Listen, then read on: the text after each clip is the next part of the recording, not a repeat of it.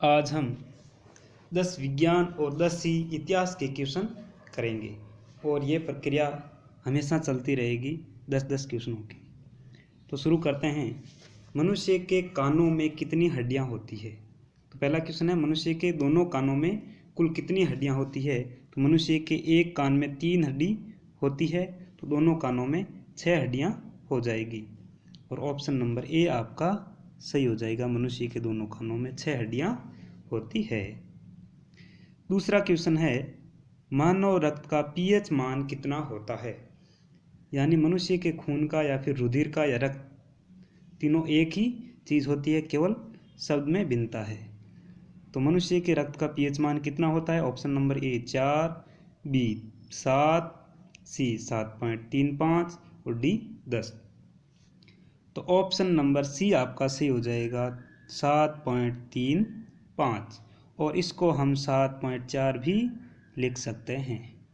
7.4 आता तो भी सही होता, लेकिन करेक्ट मान है वो 7.35 ही है। तीसरा क्वेश्चन है, विज्ञान की किस शाखा में मधुमक्खी पालन का अध्ययन किया जाता है? यानी विज्ञान की कौन सी शाखा है या ब्रांच है जिसमें मधुमक्खियों के पालन का अध्ययन होता है? Option A apiculture, B pisciculture, C sericulture, D agriculture. तो देखो ऑप्शन डी है, ये तो कृषि से संबंधित है। सेरीकल्चर में रेशम कीटों का अध्ययन किया जाता है।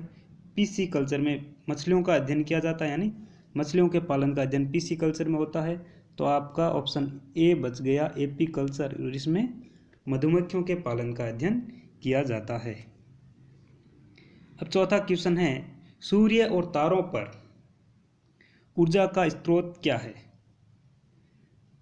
पहला ऑप्शन हाइड्रोजन का हीलियम में परिवर्तन, हीलियम का हाइड्रोजन में परिवर्तन, ऑप्शन सी ऑक्सीजन का हाइड्रोजन में परिवर्तन, या इनमें से कोई नहीं। तो ऑप्शन नंबर ए आपका सही हो जाएगा, हाइड्रोजन का हीलियम में परिवर्तन। यानी हाइड्रोजन के परमाणु मिलकर के हीलियम का निर्माण करते हैं, और इस निर्माण के फलस्वरूप जो ऊर्जा बनती है वही ऊर्जा सूर्य या फिर तारों की होती है। क्वेश्चन नंबर 5 है, विटामिन ए का रासायनिक नाम क्या है? तो option A calciferol, B tocopherol, C thiamine, D retinol. तो हम ऑप्शन से चलते हैं। पहला ऑप्शन कैल्सीफेरोल, ये विटामिन डी का रासायनिक नाम होता है। विटामिन डी का रासायनिक नाम क्या हो जाएगा? कैल्सीफेरोल। जो टोकोफेरोल है ये विटामिन ई का रासायनिक नाम होता है, और थाइमिन विटामिन बी का रासायनिक नाम होता है। विटामिन बी का रासायनिक नाम थाइमिन होता है। तो विटामिन ए का रेटिनोल बच गया, और रेटिनोल विटामिन ए का रासायनिक नाम होगा। क्वेश्चन नंबर 6, कोविड-19 को किसने महामारी घोषित किया? यूएसए, यूएन, डब्ल्यूएचओ या फिर भारत? तो इसका ऑप्शन नंबर सी सही हो जाएगा, डब्ल्यूएचओ ने कोविड-19 को महामारी घोषित किया। अब देखो डब्ल्यूएचओ क्या है? इसकी फुल फॉर्म होती है वर्ल्ड हेल्थ ऑर्गेनाइजेशन, यानी विश्व स्वास्थ्य संगठन। इसका मुख्यालय जिनेवा, स्विट्जरलैंड में है। क्वेश्चन नंबर 7, नेत्र में प्रकाश को नियंत्रित करने वाला भाग कौन सा है? यानी हमारी आँख के अंदर ऐसा कौन सा पार्ट है जो हमारे आँख में आने वाले प्रकाश को नियंत्रित करता है? तो इसका ऑप्शन नंबर ए सही हो जाएगा, पुतली। हमारी आँख में एक भाग है पुतली, जो हमारी आँख में आने वाले प्रकाश को नियंत्रित करता है। क्वेश्चन नंबर 8, कोरोना क्या है? तो कोरोना क्या एक प्रकार का जीवाणु है, कवक है, शैवाल है या फिर विषाणु है? तो कोरोना क्या है? वायरस, और वायरस को हम क्या बोलते हैं? विषाणु कहते हैं, या विषाणु को इंग्लिश में वायरस कहा जाता है। सबसे व्यस्त मानव अंग कौन सा है? यानी मनुष्य के शरीर का ऐसा कौन सा भाग है जो सबसे ज़्यादा बिजी है, यानी सबसे अधिक बिजी है? तो वो कौन सा? आँख, फेफड़े, हृदय या नाक? तो देखो आँख है, ये तो रात में भी आराम करती है जब हम सो जाते हैं। फेफड़े की बात करें तो फेफड़े भी आराम करते हैं। नाक भी इतना बिजी नहीं, लेकिन हृदय एक ऐसा पार्ट है जो जब तक मनुष्य जिंदा रहेगा तब तक ये काम करेगा, और जिस दिन इसने काम करना बंद कर दिया उस दिन मनुष्य इस संसार में नहीं रहेगा। तो ऑप्शन नंबर सी सही हो जाएगा, हृदय। क्वेश्चन नंबर 10, सबसे तेज दौड़ने वाला जंतु कौन सा है? तो ए चीता, शेर, खरगोश या फिर हिरण? तो इसमें ऑप्शन नंबर ए आपका सही हो जाएगा, चीता। आगे बढ़ते हैं और आगे हम इतिहास के क्वेश्चन शुरू करते हैं। इतिहास के क्वेश्चन में पहला क्वेश्चन है, सबसे प्राचीन वेद कौन सा है? सामवेद, ऋग्वेद, अथर्ववेद या यजुर्वेद? अब देखो आपको पूछ ले कि वेदों की संख्या कितनी है, तो वेदों की संख्या है 4, और कौन कौन से? तो ये चारों मैंने यहाँ पर लिख रखे हैं। लेकिन इनमें प्राचीन वेद कौन सा है, तब आपको उत्तर करना है बी सही, ऋग्वेद सबसे प्राचीन वेद है। आगे क्वेश्चन है कि सबसे बड़ा महाकाव्य कौन सा है? तो देखो यदि पूछे कि इन निम्नलिखित में से महाकाव्य कौन कौन से हैं, तो बाइबिल और कुरान तो महाकाव्य है नहीं। महाकाव्य कौन कौन से हैं? रामायण और महाभारत। अब महाकाव्य तो दो ही है, अब इन दोनों में सबसे बड़ा कौन सा है, तब आपका उत्तर सही हो जाएगा महाभारत। ऑप्शन नंबर सी सही हो जाएगा, सबसे बड़ा महाकाव्य कौन सा है? महाभारत। आगे क्वेश्चन है, अर्थशास्त्र पुस्तक के लेखक कौन है? चाणक्य, पाणिनि, पतंजलि या कल्हण? तो इसका ऑप्शन नंबर ए आपका सही हो जाएगा, चाणक्य। अब चाणक्य की जगह यदि विष्णुगुप्त आता तो भी सही होता, यदि कौटिल्य आता तो भी सही होता, क्योंकि चाणक्य को ही विष्णुगुप्त कहा जाता है और उसी का नाम है कौटिल्य। यानी चाणक्य के 3 नाम हैं, चाणक्य, विष्णुगुप्त और कौटिल्य। अब चाणक्य की बात करें, चाणक्य कौन था, तो आपने चंद्रगुप्त मौर्य नाम सुना होगा। तो चंद्रगुप्त मौर्य का प्रधानमंत्री था चाणक्य, और मौर्य साम्राज्य की स्थापना के लिए इसने बहुत बड़ा योगदान दिया था।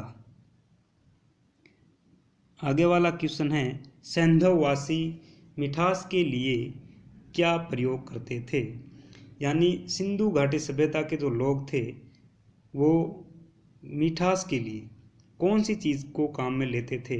चीनी, गुड़, शहद या फिर मिश्री? तो देखो सिंधु घाटी सभ्यता के समय न तो चीनी थी, न गुड़ था, न मिश्री थी, केवल और केवल शहद होता था, और शहद को यो मिठास के रूप में काम लेते थे। क्वेश्चन नंबर 16, आर्यों द्वारा निर्मित सभ्यता क्या कहलाई?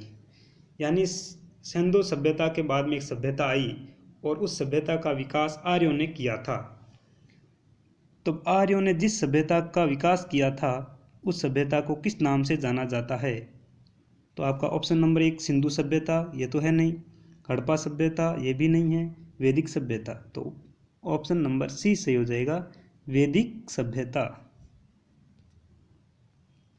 अब क्वेश्चन नंबर 17 है कि पुराणों की संख्या कितनी है? 18, 108, 4 या 6? तो 6 तो वेदांग है, 6 वेदांग है, वेदांग यानी वेदों के अंग है। 6 क्या है? वेदों के अंग है, और 4 मैंने पहले ही बता दिए वेद है, और 108 है उपनिषद। क्या है? उपनिषद। तो 18 क्या बच जाएंगे आपके? पुराण। तो पुराणों की संख्या कितनी है? 18। यानी पुराणों की संख्या 18, 108 उपनिषद, 4 वेद और 6 वेदों के अंग यानी वेदांग। तो 18वां क्वेश्चन है कि जय संहिता किस ग्रंथ का प्राचीन नाम है? अब जय संहिता किस ग्रंथ का प्राचीन नाम है? Option number A Ramayan, Mahabharat, Kadambari या उपनिषद?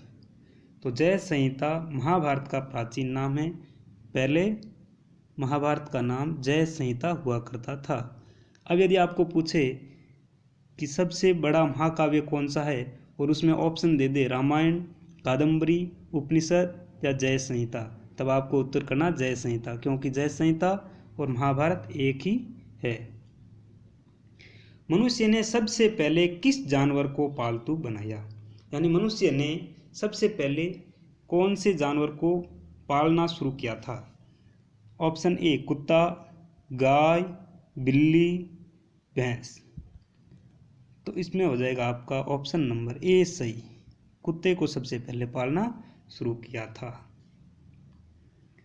और 20वां क्वेश्चन है, जैन धर्म के संस्थापक तथा प्रथम तीर्थंकर कौन थे? यानी जैन धर्म की स्थापना किसने की थी और वो कौन थे? तो महावीर स्वामी, पार्श्वनाथ, अरिष्टनेमी या ऋषभ देव।